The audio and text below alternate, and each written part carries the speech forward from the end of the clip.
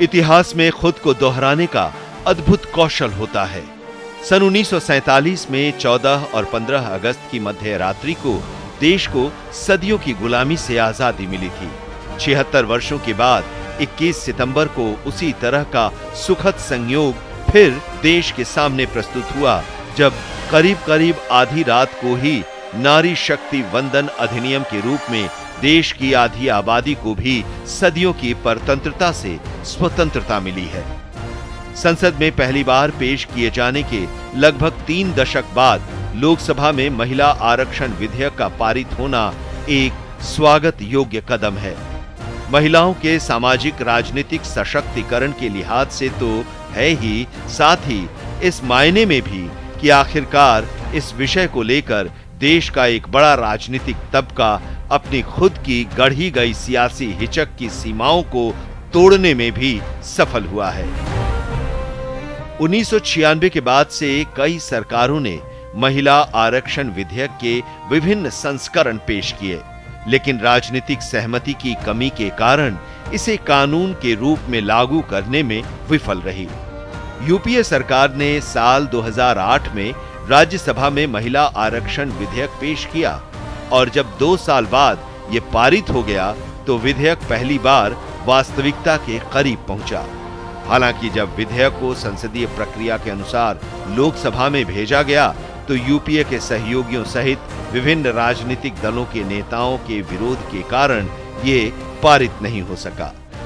साल 2014 में सदन के भंग होने पर विधेयक पारित होने से जुड़ी उम्मीद भी समाप्त हो गई। लंबे समय से लंबित इस आकांक्षा को अपनी राजनीतिक इच्छा शक्ति से साकार कर अब प्रधानमंत्री नरेंद्र मोदी ने एक और वजह से इतिहास में अपना नाम दर्ज करवा लिया है।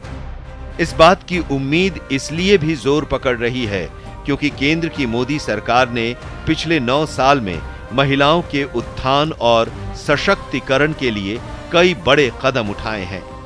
3 तलाक को कानूनी रूप से खत्म करना हो या प्रधानमंत्री उज्ज्वला योजना के जरिए महिलाओं को गैस सिलेंडर देना या फिर घर घर नल से जल पहुंचाना और शौचालय बनवाना हो, सेना में महिलाओं को स्थायी कमीशन देना हो या प्रधानमंत्री मातृ वंदन योजना, महिला हेल्पलाइन स्कीम, बेटी बचाओ बेटी पढ़ाओ और सुकन्या समृद्धि जैसी योजनाएं शुरू करना हो, मोदी सरकार ने महिलाओं को निराश नहीं किया है।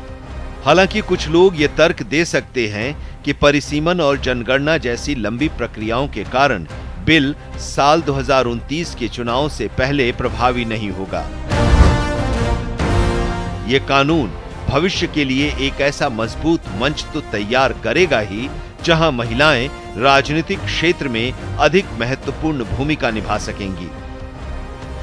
स्थानीय निकायों में मिले प्रतिनिधित्व से महिलाओं ने साबित किया है कि कैसे जमीनी स्तर पर घरों में पितृ सत्तात्मक मानसिकता से लेकर अपने आधिकारिक कर्तव्यों में गंभीरता से न लिए जाने जैसी बाधाओं को तोड़कर बदलाव लाया जा सकता है। महिलाएं स्वास्थ्य, पोषण, शिक्षा, सुरक्षा जैसे कई मुद्दों पर संघर्ष करती हैं। कोविड के बाद महिलाएं विभिन्न वजहों से रोजगार से बाहर हुई हैं।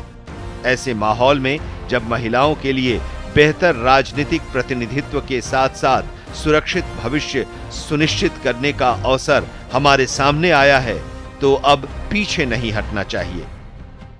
विकास और प्रमुख क्षेत्रों में बदलाव लाने के लिए महिलाओं को अब अपनी आवाज मुखर करने की जरूरत है और महिला आरक्षण विधेयक इस दिशा में एक महत्वपूर्ण और ऐतिहासिक पहल है।